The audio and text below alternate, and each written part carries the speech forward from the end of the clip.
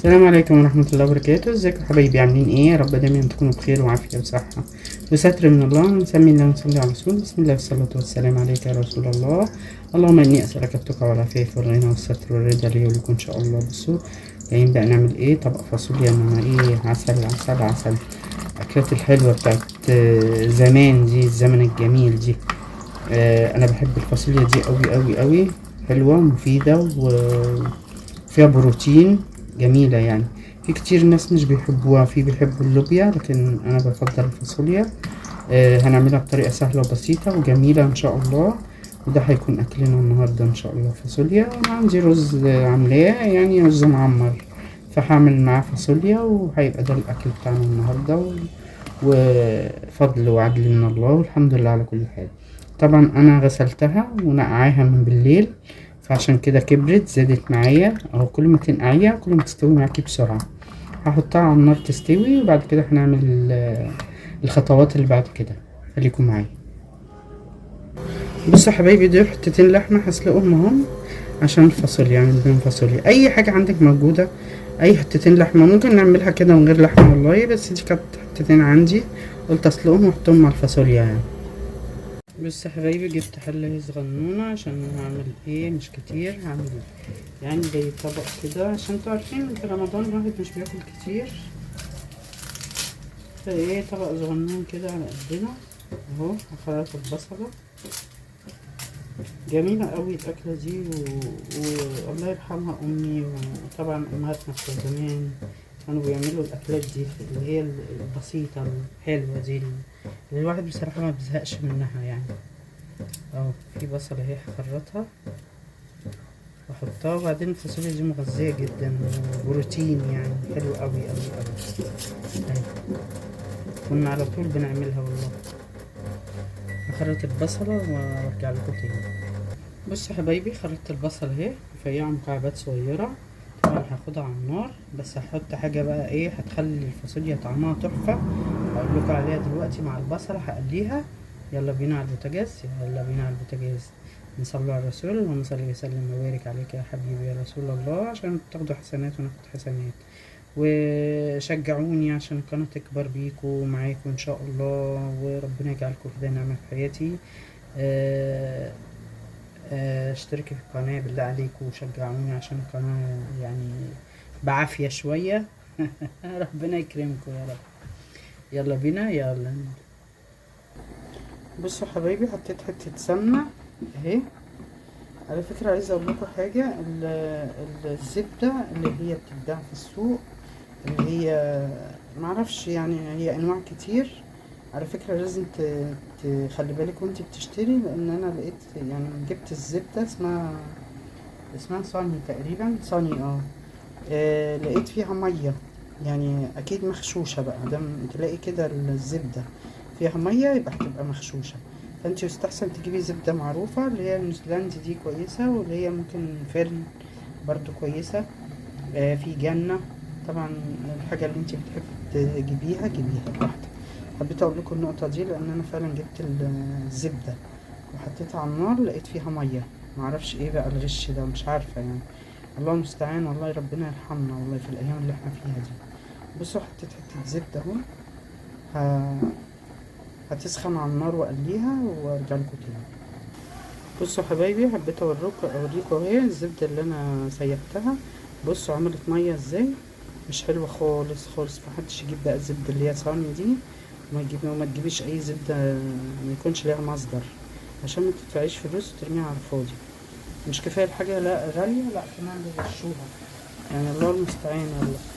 يلا الحمد لله. بس بقلي البصلة اهي، اقلبيها وبعدين احط فوقها اللحمة. خليكم معايا.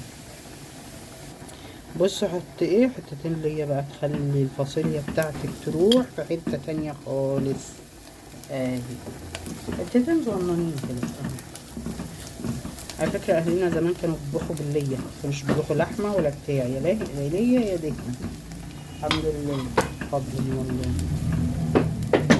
نحط اللحمة بقى عليها.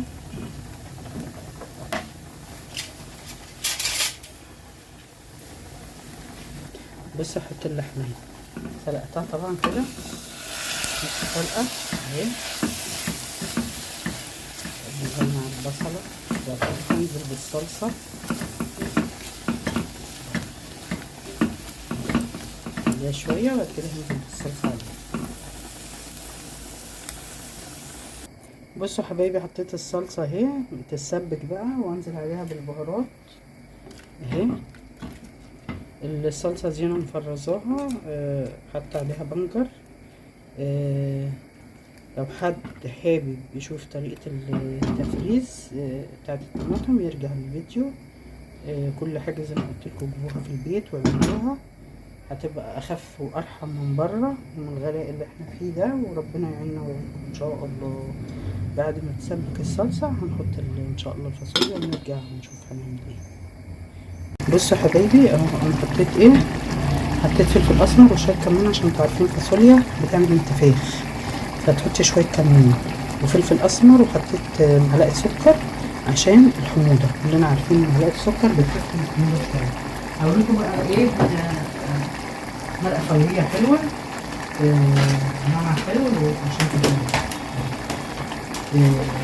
تجيبيها تخلي طعم الاكل حلو وريحته كمان حلوه، ولما تتشاح هتدعيلي.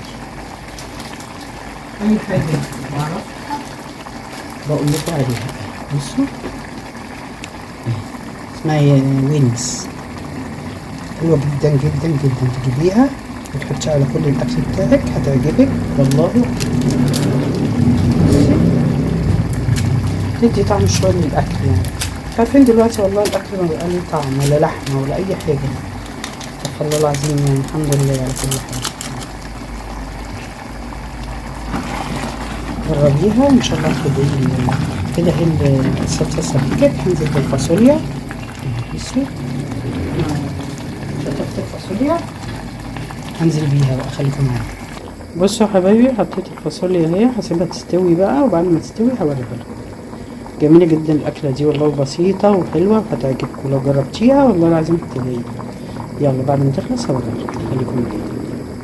بصوا حبايبي، غربت الفاصوليا اهي، عايزه اقول لكم الفاصوليا يعني تحفه تحفه تحفه، ولو عندك حته ليا حطيها عليها والله هتفرق في الطعم وهتعجبك، حلوه قوي قوي قوي.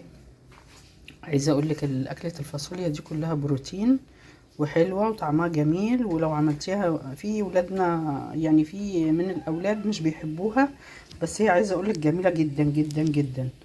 انتي لو عملتيها بالطريقه اللي انا عملتها دي، طريقة سهلة وبسيطة والله العظيم. كنا زمان أمي بقى وأمهاتنا بتوع زمان كانوا ياكلوا الأكلات الحلوة دي الجميلة البسيطة اللي ما فيهاش بقى أي تكلف، يعني الحمد لله الحمد لله، كلها نعم من ربنا، وكل حاجة ربنا بيرزقها لنا خير وبركة من عنده.